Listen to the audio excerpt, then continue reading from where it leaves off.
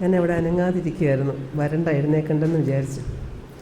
മറ്റൊന്നുമല്ല, എനിക്ക് ഈ പറഞ്ഞതുപോലുള്ള വലിയ അനുഭവങ്ങളൊന്നുമില്ല. പക്ഷേ ഒരു സന്യാസിനി എന്ന നിലയിൽ ഞാൻ ഈശോയുടെ മണവാട്ടിയാണ്.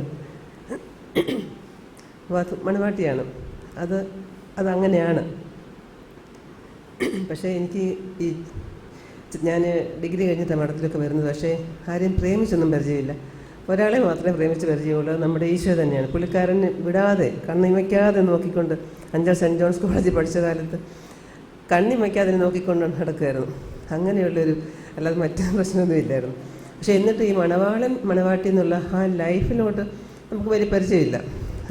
പക്ഷേ ഈ അടുത്ത കാലത്ത് ഈശോ അത്തരത്തിലുള്ളൊരു അനുഭവത്തിലൂടെയാണ് എന്നെ കടത്തിക്കൊണ്ട്, ഞാൻ ഇത് പറയാതിരുന്നത്, ഇത് എൻ്റെ ആത്മീയ രഹസ്യങ്ങളായതുകൊണ്ട് പറയാതെ തന്നെ ഇരുന്നതാണ്.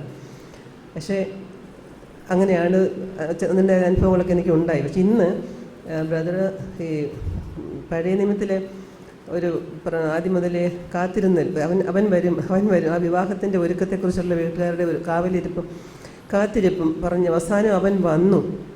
അപ്പോൾ വന്നു, കാത്തിരുന്നവൻ വന്നതിലുള്ള ഒരു വലിയ സന്തോഷം. യോഹന്നാൻ ശ്ലീഹ എങ്ങും പോകാതെ കുത്തിയിരുന്നു.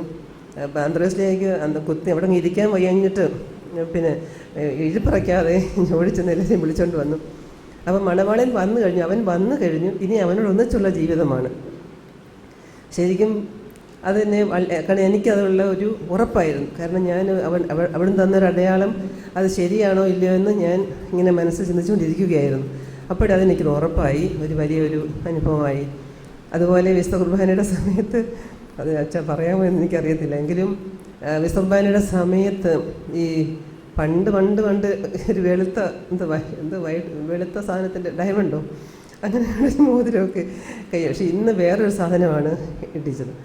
അങ്ങനെ അതുപോലെ തന്നെ ഞാൻ പറഞ്ഞ കാര്യങ്ങൾ ദൈവത്തിന് വേണ്ടി സൃഷ്ടിച്ചു. അത് നമുക്ക് ഇടയ്ക്ക് നമ്മൾ ചിന്തയിൽ കടന്നു പോകുന്ന കാര്യമാണ്.